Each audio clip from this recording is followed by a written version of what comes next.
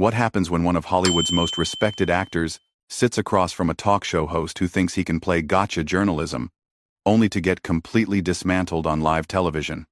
Tonight, we witnessed something extraordinary as Denzel Washington walked into what was supposed to be a friendly chat on The Late Show, but instead found himself facing an ambush that would backfire spectacularly.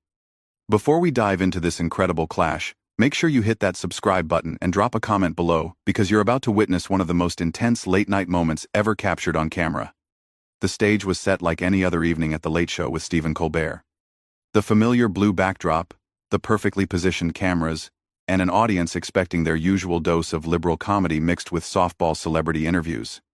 Denzel Washington, dressed in his signature understated elegance, a charcoal gray suit that spoke of quiet confidence, walked onto the stage with that characteristic stride that commanded respect without demanding it.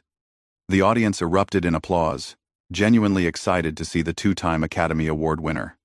Colbert, wearing his trademark smirk and navy blue suit, stood to greet his guest with what appeared to be warmth, but anyone paying close attention could see something different in his eyes tonight. There was a predatory gleam, the look of someone who had done his homework and was ready to pounce. As they shook hands, Colbert's grip lingered just a moment too long, his smile just a bit too wide. "Denzel Washington, everybody," Colbert announced to the crowd as they settled into their seats. The camera captured both men in a wide shot before zooming in on their faces, creating an intimate setting that would soon become a battlefield. "Thank you for having me, Stephen," Denzel replied, his voice carrying that familiar gravitas that had made him one of the most compelling actors of his generation. He adjusted himself in the guest chair, a piece of furniture that had hosted everyone from presidents to pop stars. But tonight it felt more like a witness stand. Colbert opened with what seemed like standard pleasantries. "You know, Denzel, I have to say, you look fantastic. How do you do it? What's your secret to staying so sharp after all these years in Hollywood?" Denzel chuckled, a sound that was both warm and slightly cautious. "Well, Stephen, I try to stay grounded, you know. Faith, family, hard work. The usual things that keep a man centered." "Faith," Colbert repeated, leaning forward slightly. "That's interesting. You're quite vocal about your Christian beliefs, aren't you? In an industry that's not exactly known for its, shall we say, traditional values?" The first subtle jab had been thrown, disguised as curiosity but loaded with implication. Denzel's expression didn't change, but something shifted in his posture, a barely perceptible straightening that suggested he was beginning to understand the nature of this conversation.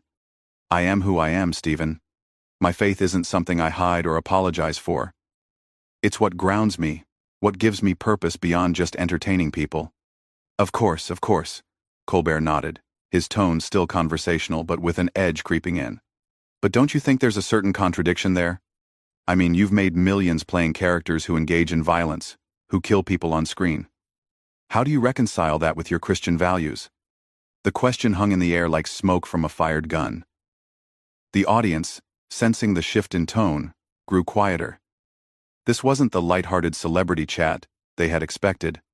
Denzel's eyes narrowed slightly, not in anger but in recognition. He was being challenged, questioned in a way that felt more like a prosecution than an interview.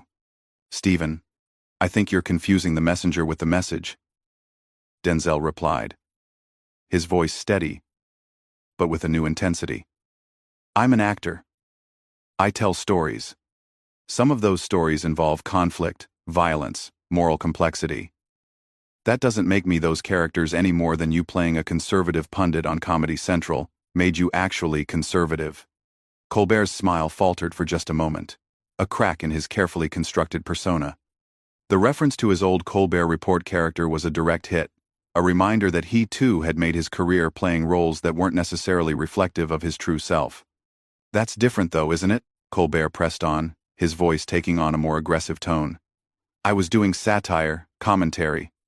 You're glorifying violence, making it seem heroic, even noble sometimes. Don't you think that has an impact on society, especially on young people who look up to you?" The attack was more direct now, the pretense of friendly conversation completely abandoned. Colbert was going for the jugular, attempting to paint Denzel as a hypocrite who preached morality while profiting from violence. It was the kind of gotcha moment that late-night hosts dreamed of, the viral clip that would dominate social media and cement their reputation as fearless interviewers willing to ask the tough questions. But Denzel Washington had not become one of the most respected actors of his generation by backing down from challenges. If anything, the direct confrontation seemed to energize him, bringing out the same intensity he brought to his most powerful roles. "Stephen, let me ask you something," Denzel said, leaning forward in his chair, his voice dropping to a more serious register. "Have you ever actually watched my films? I mean, really watched them, not just scanned through them looking for gotcha moments?" Colbert blinked, clearly not expecting the question to be turned back on him. "Of course I have. I'm a fan of your work. That's why I'm asking these questions." "Are you really?" Denzel's tone was skeptical, his eyes locked on Colbert's face, reading him like a script. "Because if you had actually watched my films, you'd know that violence in my movies isn't glorified. It has consequences. Characters suffer for their choices. The violence serves a purpose in telling a story about morality, about right and wrong, about the cost of our actions." The audience was completely silent now, sensing they were witnessing something unprecedented. This wasn't the usual back-and-forth banter between host and guest. This was a masterclass in how to dismantle an ambush interview, and Denzel was just getting started. The silence stretched for what felt like an eternity, but was probably only 3 or 4 seconds of dead air, a lifetime in television. Colbert shifted uncomfortably in his chair, his confident smirk beginning to crack under Denzel's unwavering gaze. The host had expected a defensive response, maybe some stammering about artistic license or the nature of entertainment. Instead, he found himself being psychoanalyzed by one of the greatest actors of all time. "Take Training Day, for example," Denzel continued, his voice gaining momentum like a freight train building speed. "Did you see that movie, Stephen? Really see it? Because Alonzo isn't the hero. He's the villain. The entire film is about how corruption destroys everything it touches. How power without moral foundation leads to destruction. By the end, he's isolated, paranoid, and ultimately dies because of his choices. Where exactly is the glorification in that?" Colbert tried to regain control of the interview. "Well, sure, but you played him with such charisma, such magnetism. People loved Alonzo. They quoted his lines. They admired his swagger. And that bothers you?" Denzel's eyebrows raised slightly. "That an actor can make a villain compelling? That's called acting, Stephen. That's the craft. If I played Alonzo as a mustache-twirling cartoon character, what would the audience learn? Nothing. But when you make evil charismatic, when you show how seductive corruption can be, you're teaching people to recognize it in real life." The camera operators were having a field day. The tension was so thick you could cut it with a knife, and every subtle expression change was being captured in crystal clarity. Colbert's producer, visible in the background, looked like he was having a panic attack. This was not going according to plan. "That's a very convenient interpretation," Colbert shot back, his voice taking on a more combative edge. "But let's talk about some of your other roles. Man on Fire, The Equalizer series, American Gangster. These are characters who solve their problems with violence, who take justice into their own hands, and audiences cheer for them. Don't you see the problem with that messaging?" Denzel leaned back in his chair, and for a moment, a slight smile played at the corners of his mouth.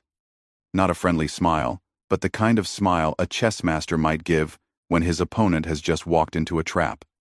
"Stephen, I'm starting to think you don't actually watch movies. You just read Wikipedia summaries, and think that makes you qualified to critique cinema." The words were delivered with surgical precision, each one calculated to cut deep. Man on Fire isn't about glorifying violence. It's about a broken man finding redemption through sacrifice. The Equalizer isn't about vigilante justice. It's about using strength to protect the innocent. These are moral tales, Stephen. They're about standing up for what's right when the system fails. The audience began to murmur, sensing the shift in momentum. What had started as an ambush interview was rapidly becoming a public dismantling of the host by his guest. Colbert's face was beginning to show strain, beads of sweat forming on his forehead despite the air conditioning. "But you're making these moral judgments," Colbert pressed on, his voice getting slightly higher, a sure sign he was losing control. "You're deciding who deserves justice and who doesn't. Isn't that exactly the kind of thinking that leads to real-world violence? People thinking they know better than the law? Stephen, Denzel said, his voice dropping to barely above a whisper, forcing everyone in the studio to lean in to hear him. Are you seriously sitting there, on national television, and suggesting that fictional characters making moral choices in extreme circumstances somehow encourages real-world vigilantism? I'm suggesting that media has influence, that celebrities have responsibility, Colbert replied, but his voice lacked conviction now. He was starting to sound like he was reading from talking points, rather than engaging in genuine discourse. Media has influence, Denzel agreed, nodding slowly.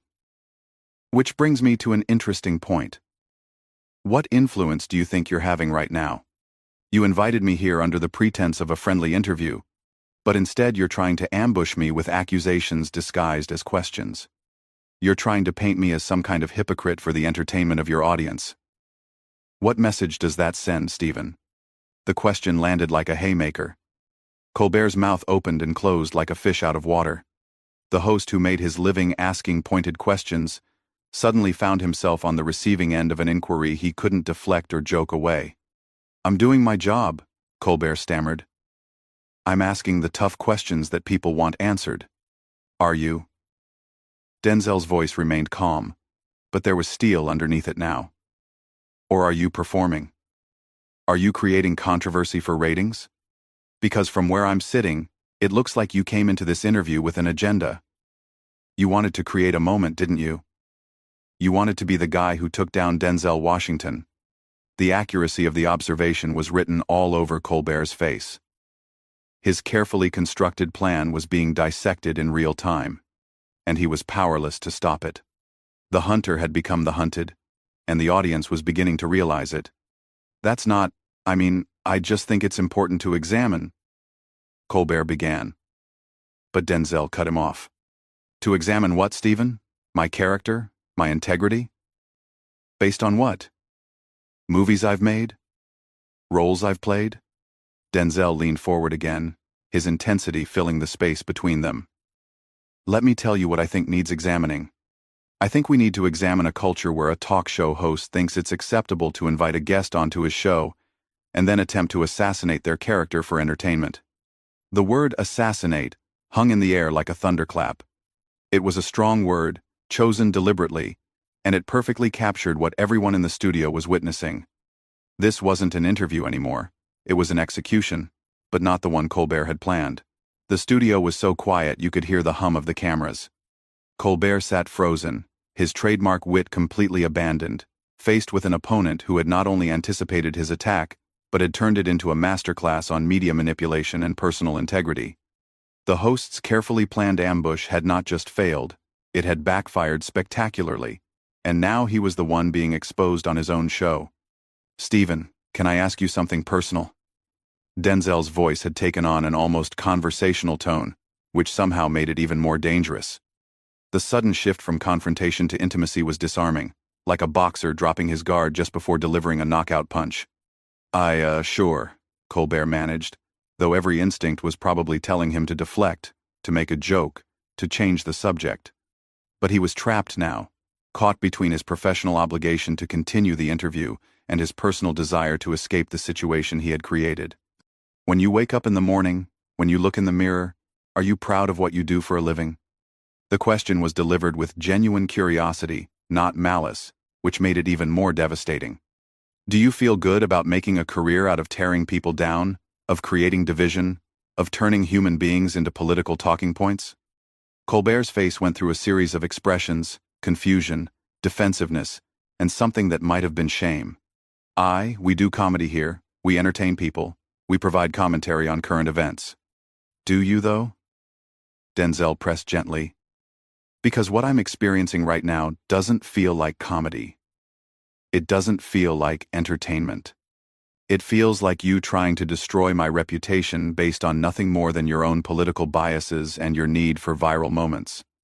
The camera caught Colbert swallowing hard, his Adam's apple bobbing visibly. Sweat was now clearly visible on his forehead, and his hands were fidgeting with his note cards in a way that screamed nervousness to anyone paying attention. You know what I find interesting, Stephen? Denzel continued, his tone remaining maddeningly calm.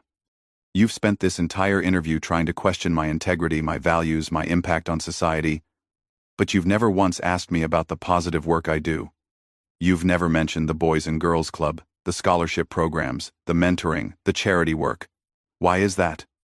Well, we can certainly talk about that, Colbert offered weakly, grasping for any lifeline that might save the interview. Can we?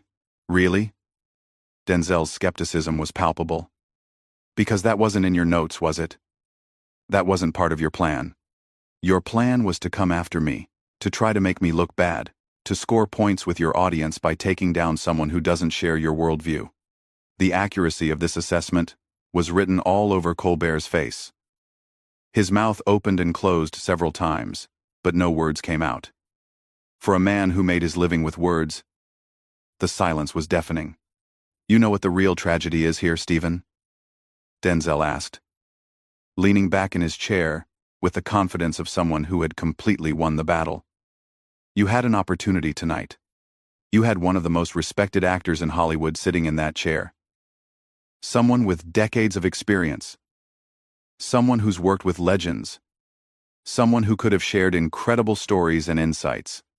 Instead, you chose to turn it into an ambush.